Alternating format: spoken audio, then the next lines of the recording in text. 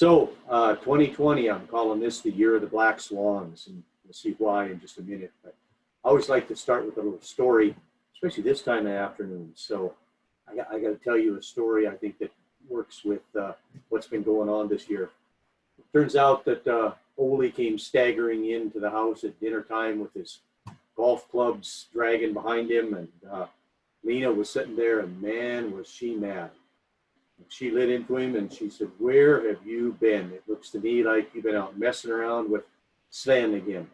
She goes, "I have been home all afternoon waiting for you because I heard you this morning. You called your boss and you told him you weren't coming in because you were sick. So I took the afternoon off.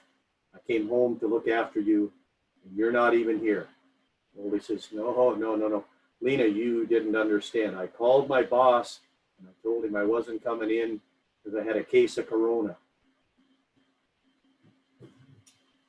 I can't hear the laughter, so maybe there isn't any. All right, let's just take a look at what we're going to talk about this afternoon, what's been happening, kind of where are we, just a quick snapshot. Where does it look like we're going over the next 18, 24 months? What can we do about it? What are we doing about it? And then we'll jump into a county by county review. So first of all, what's been happening? This is the year of the black swans. I don't know if you know what a black swan is, but it's an unpredictable event. It's way outside of normal expectations. It's potentially severe in its consequences, very rare, severe impact. And what's always interesting is people look at it in hindsight and say, "Oh, you should have seen that coming." But that's not the way black swans work. So we started this year with OPEC Plus pulling the rug out from under us. That happened in very early March when Russia and Saudi Arabia got into a squabble over how to deal with oversupply. And Russia bailed on OPEC Plus. A couple days later, Saudi Arabia discounted their crude oil, and all of a sudden we saw Brent drop 30% and West Texas drop 20%. COVID came just a couple weeks later. We'll talk about that in a minute. But the enemy of capital investment, of course, is uncertainty. So what have we got else circling around out there? Well, in about a month, we're going to decide on who controls the U.S. House, who controls the U.S. Senate, and who controls the White House, November elections. And the two parties that are vying for this are so different in their oil and gas proposals that it's night and day. What I can tell you is a lot of the activity that you see right now out there in terms of drilling rigs and frac crews, and I'll talk about it when we get the map up there, is based on a fear of an administration change. And so it's driving current activity, a little bit of a false signal. And we need to think about that. But basically, one party has said that they plan to put a stop to drilling and future wells and hydraulic fracturing on federal lands. And the other party is all in on promoting drilling and production, except on the Florida and Carolina coast, which is kind of a disappointment, but not unexpected.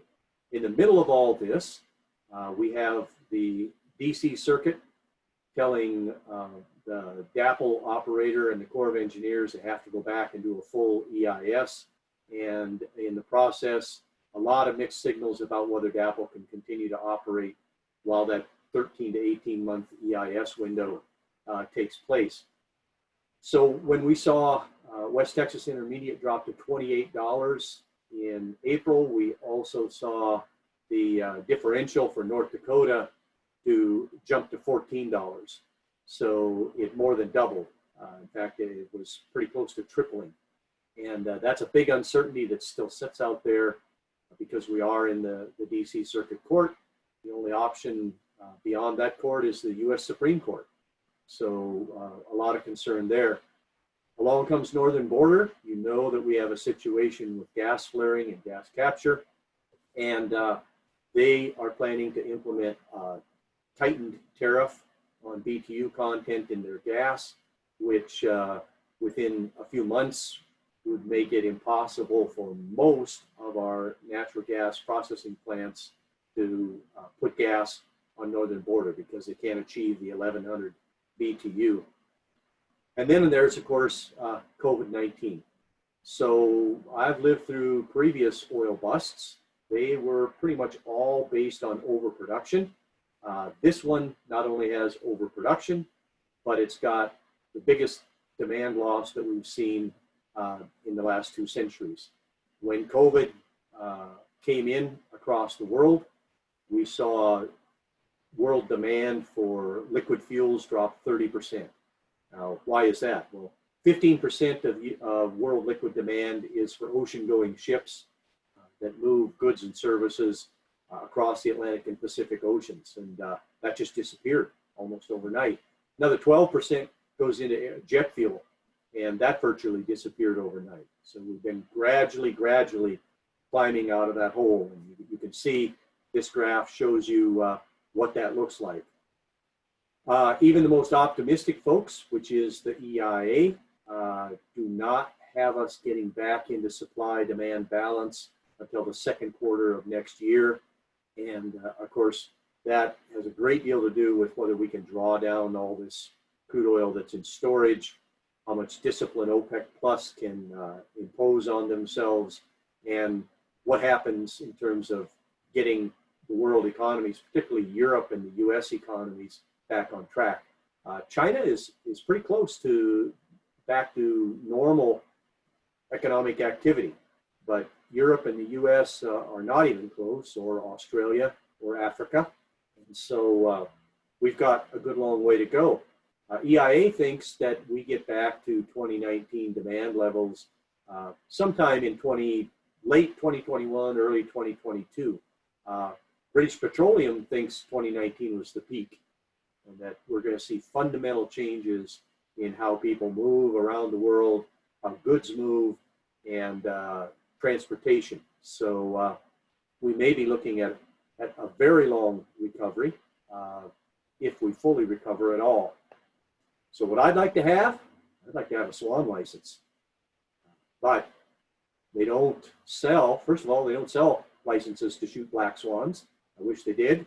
And secondly, even if you wanted to shoot tundra swans, it's too late. The lottery deadline was back in August. But what we really need is a giant swan license. So where are we? Well, this is our current snapshot. The resource is just as big as it ever was. There's 20 billion barrels to be recovered from the Bakken and Three Forks resource out there. We still have in the pipeline a total of over 30,000 wells, but you can see that the inactive well count is coming down very slowly. August looks like we're going to see about 15,000 wells on production. Some good news, I guess, is production is going to be up 12% from July, still less than 1.2 million barrels a day. Natural gas production up 14%, it looks like. Gas capture is going to be 92%. So you'll see a little bit more of that later. We got almost 850 wells waiting on a completion. Look at those prices, though. We're just really barely in the price range to be putting the more expensive inactive wells back on production. And that's why I think you're going to see in the August numbers still almost 1,200 wells shut in or curtailed. So that number's coming back slowly. The best wells came on at 35.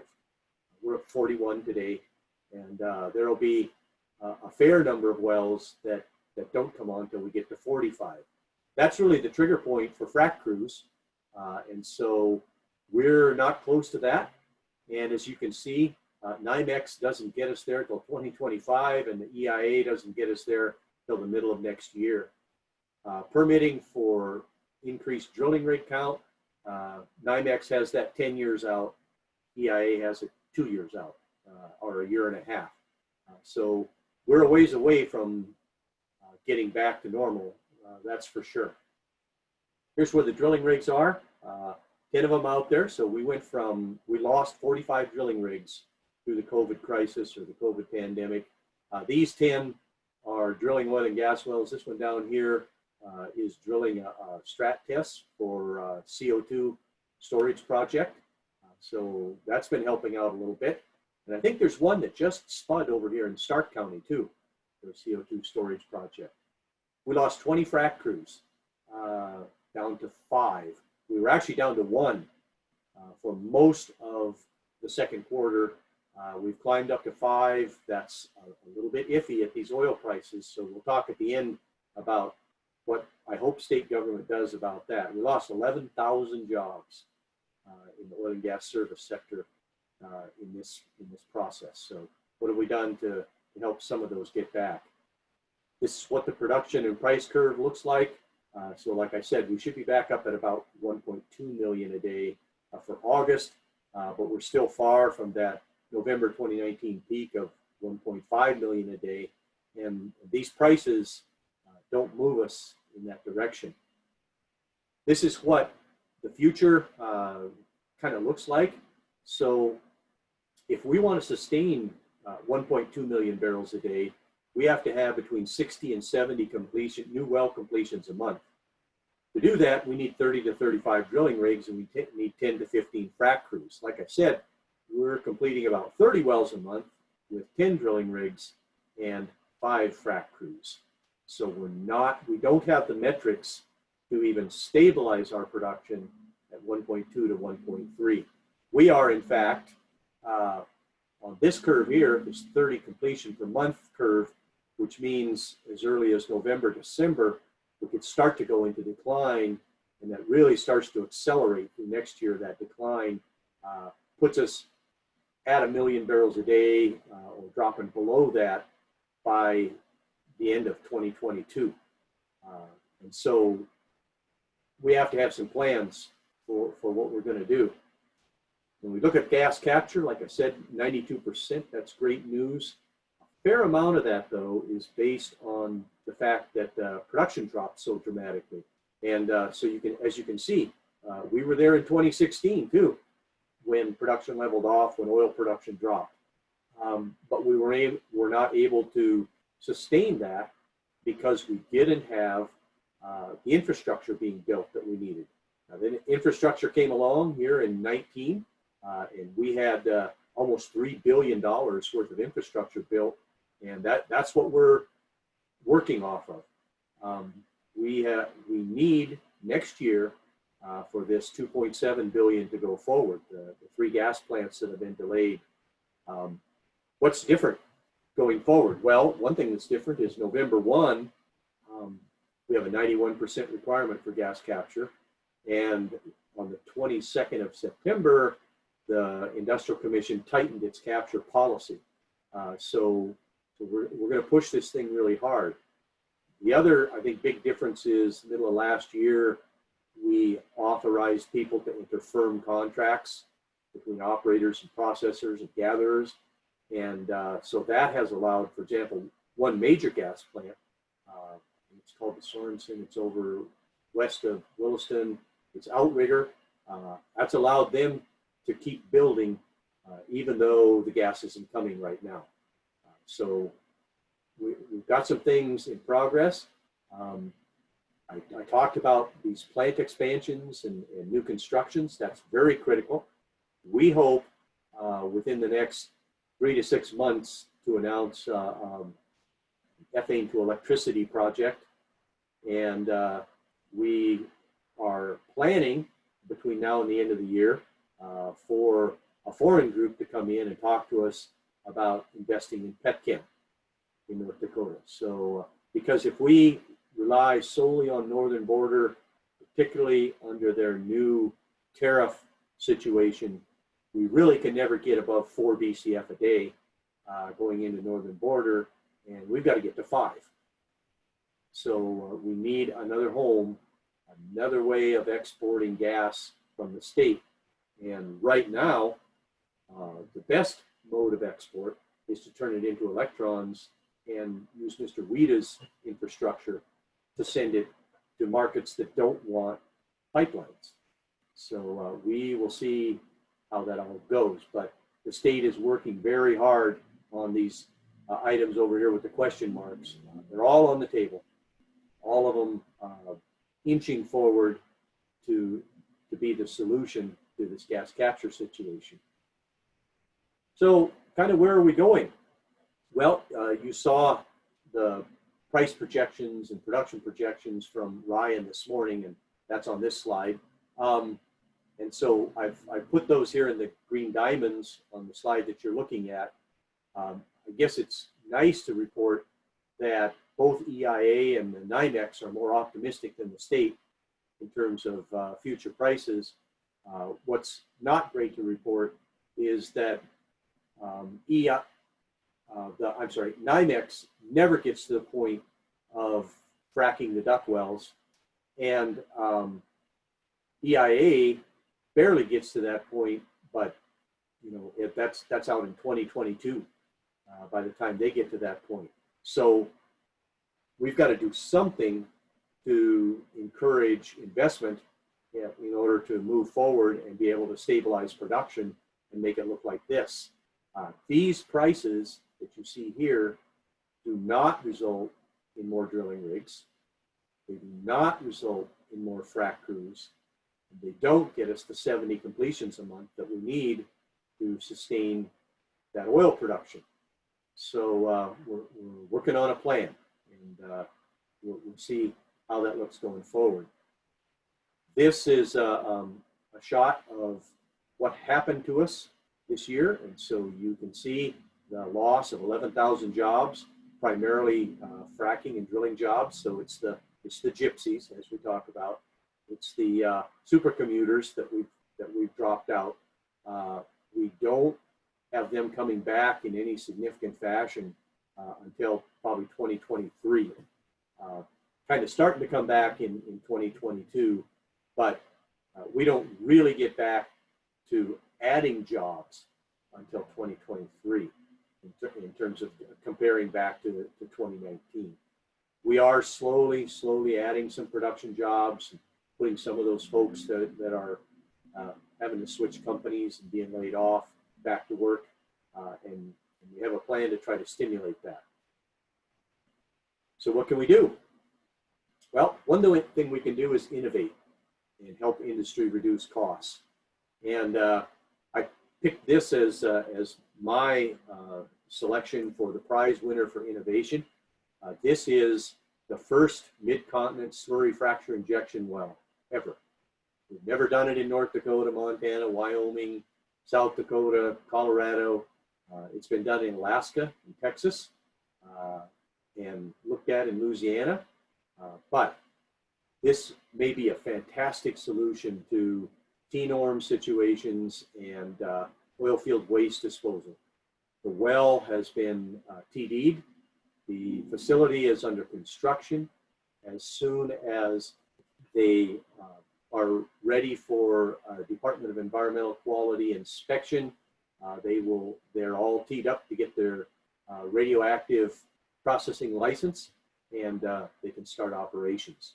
So what a great innovation. Instead of trucking this very expensive stuff to Glendive, Montana, or Idaho, or Colorado, or even worse, all the way to Sugar Land, Texas, we'll have an opportunity to do cost-effective waste disposal in North Dakota. What a great innovation. And there's several others we're working on, like frac water reuse and recycling, and some other items in that research category that Brent referred to before. This is one option that we came up with to use CARES Act funding to try to mitigate some of those job losses and long-term problem that we've had in North Dakota. So you can see the current number we've landed at. We talked about 400 orphan wells. Turns out the current number is about 380. That may climb slightly. It also could drop just a little bit. I want to congratulate the industry on taking care of 69 of those orphans, or this would be higher, it would be 450. We've already confiscated 334 wells. There's another 46 that might end up down here, taken care of by their operator, or they might end up confiscated by the commission. So that number could climb above 400. or could stay right where it's at. We've committed $60 million to plugging and reclamation. We've spent $12 million so far, plugged. As of this morning, that number actually is 108, so that's jumped by 10 wells. We've reclaimed 3 sites. I think I'm a little off on that 8 in progress, because I think today or certainly by tomorrow, there's going to be another dozen contractors out there working. So by tomorrow, we should have 20 reclamation sites in progress. We're finding we're getting the kinks worked out of this. We may add some plugging rigs. We need to be plugging 20 or 25 wells a week in order to get through that orphan well inventory by the end of the year. We're very confident that we'll be able to get that done. And but it's going to require, based on the way the costs have been coming in, it is going to require all the CARES Act funds that we got for it, plus some bond confiscations and some money from the abandoned well site restoration fund. We are not going to get all those orphan sites reclaimed this year. We're going to run out of weather window, we're pretty sure. It's almost certain by the 1st of December that things are frozen up, and likely earlier than that. And so we're anticipating that we get 186 of those done. That means that we could potentially leave 16.9 million of reclaimed CARES Act dollars on the table. Not what I want to do. So you can see that we've stimulated 41,000 man hours of labor. We think we've got around 700 or so people working on the plugging side of things, and by tomorrow we ought to have that, or maybe closer to 1,000 doing reclamation work. That's a great start, but like I said, we're going to run out of a weather window. So I submitted a proposal yesterday on behalf of the Bakken Restart Task Force to repurpose that 16.9 million. So what we're looking at is out of that, you remember I talked about that number of duct wells back there, or actually the number of not completed wells. Out of that, we know that we absolutely have 334 ducts. Thinking that should be 834. So I think I fat fingered that. Just a minute. Make you dizzy here. Yeah. Okay. Yeah, that should be 834. So I was talking, here we go. So what we think we can pull off here is a grant program to pay for up to $200,000 per duct well, which represents 40% of the acquisition and disposal cost of frac water to complete a duct well. We polled our operators. Unfortunately, the large publicly traded operators can't pivot this quickly, but we've got 3 independent, or I guess private capital operators who have committed between 48 and 58 ducts to this project already. Our goal, if we can get this approved by OMB and the Emergency Commission and the budget section, would be to spend 16 million of that 16.9 million reimbursing operators for water acquisition and disposal costs, and getting 80 duct well completions, 80 additional wells completed, on top of the normal. So we've been seeing about 30 completions a month. That would be 60 total. If we can add 80 to that between now and the end of the year, we can stabilize that production curve at that 1.2 million number. We can put somewhere between 500 and 1,000 people to work fracking the wells. We can put money in the pockets of the water suppliers and money in the pockets of the water disposers, and we're going to end up with somewhere around 80 additional wells producing which is 100 to 200 long-term production jobs that'll be created. So we're pretty excited about this. We just submitted it yesterday. We've got about a 3-week time period that it's got to go through the process. If you're as excited as I am about it, or even excited at all, make some contacts at OMB and at the governor's office to encourage them to support this repurposing. This is a completely different sector of the oil field service industry that is excited about getting back to work. So we would not only be doing workover rigs and plugging wells, doing roustabout crews and dirt crews and reclaiming sites, but we would be fracking duct wells and stimulating water supply, water disposal, and long-term production jobs. So we've not been sitting around waiting for our Swan license. We've been polishing up our shotgun and taking a few shots at them. So let's kind of look county by county. These are, what you're going to see on every one of these is what we thought it looked like a year ago. That's the dotted line. And what we think it looks like under the most encouraging scenario going forward. So we don't see any drilling in Billings County, but we think we can stabilize the well count and the production at about where it is now with the return to production that has happened. Same for Bakken County. Maybe a few more wells coming back on production and helping to stabilize production, but no drilling. Pretty much the same for Bowman County. I want to talk about this one a little bit because there's a big EOR project planned for down there, but unfortunately the operator had to go through Chapter 11 and shed about $2 billion in debt. That can only delay this by 1 to 2 years. And so we thought a year ago that starting sometime next year, we'd see production start to head back up. But it's more likely to decline through the next biennium before that EOR project kicks in and we start to reverse that trend. Burke County, pretty similar story, much less optimistic than a year ago, but some possibility of some idle wells being returned to production and holding the production at current rates. Divide County is no better really than a year ago. In fact, a little less optimistic with production continuing to decline and no drilling. Dunn County is one of the core areas, and so you saw those drilling rigs were in the core areas with some gradual improvement in prices.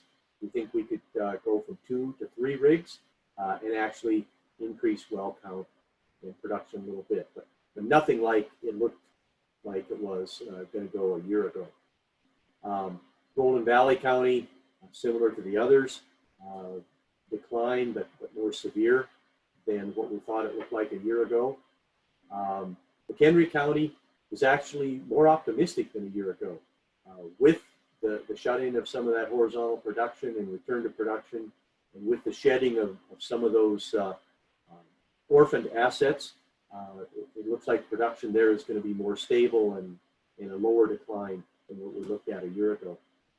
McKenzie County obviously is always the busiest, but 6 to 8 rigs doesn't keep anybody busy enough.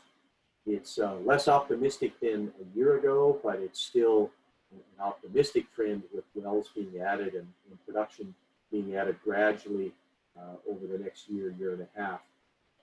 McLean County actually turned out better than it looked a year ago. So there were some wells completed over there. And again, the reason for that is that these are federal permits. And many of these operators are terrified of what could happen in January of next year with a change in administration.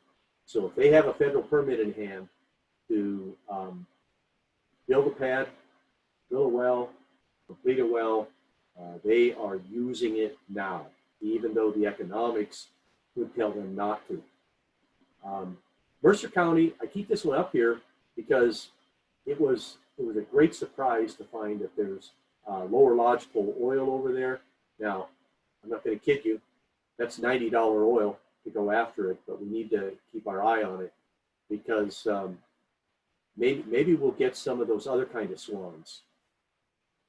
Mountrail County, less optimistic than a year ago, but again, this is a place where we're likely to see 3-4 drilling rigs through the next year and a half. This is a place where the activity really is being driven by the federal permits very, very strongly.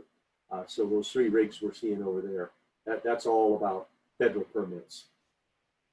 Renville County, stable production, but at a lower level and a lower well count significantly than a year ago. Slope County is the same story as Bowman, with the EOR project being really taken off the table until probably towards the end of the biennium. Stark County, kind of the same story, much less optimistic than a year ago, but stable well count and stable production.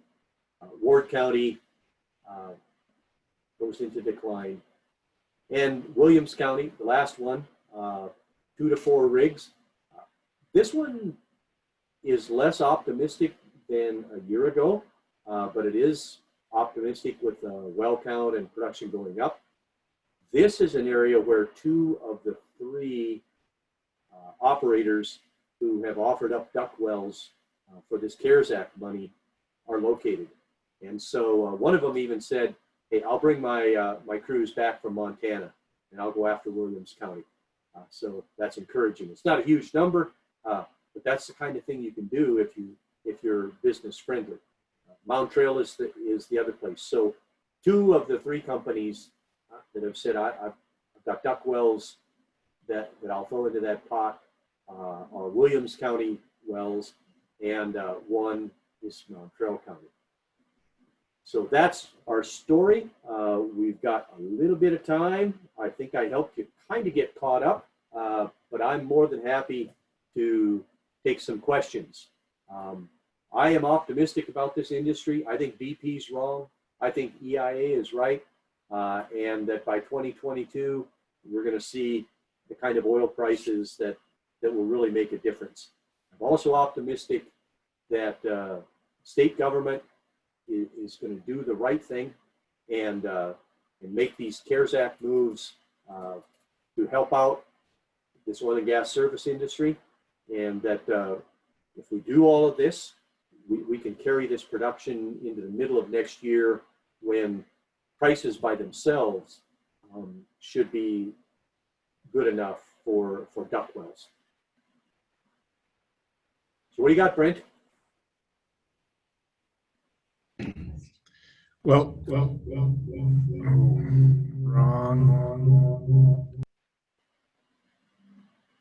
I think we lost Brent down a well.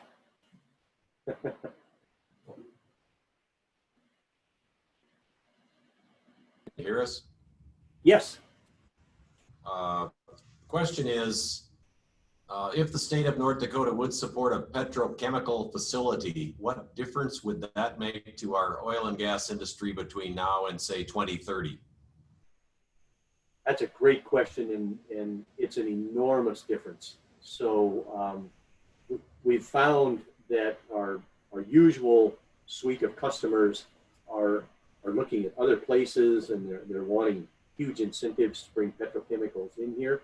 But we've managed to dig up a foreign contact that has the money set aside to make this kind of investment and is planning to come take a look at North Dakota. So that changes the whole picture. That takes the northern border black swan off the table.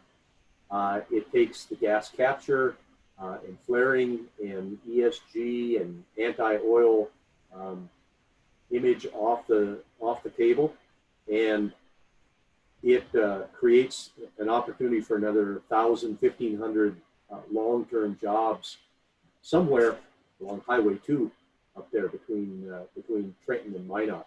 So I think you'll find that the state is all in on this thing, and they're looking for any way they can to encourage and incentivize. Probably the biggest way is we're looking at how can the state step in and get this whole salt cavern storage thing settled. That might involve changes in terms of pore space legislation. It might involve incentives to oil and gas research. It might involve some other type of incentives, but that's a critical piece to moving that forward. It makes all the difference in the world, Jeff. I don't see any other questions at this time. Chairman Holter, so. Well, thanks, Lynn. Be looking forward to next year's report, I guess. Hi, you're welcome. So as it turns out, the only way to kiss and make up was that Ole and Sven decided to take Lena down to the pub for a drink. And they walked in there. There was nobody else in the pub. They sat down at the table. They ordered 2 Hurricanes and a Corona. And the bartender looked at him and said, "That'll be 2020 and get the hell out of my bar." Okay. Okay, thanks.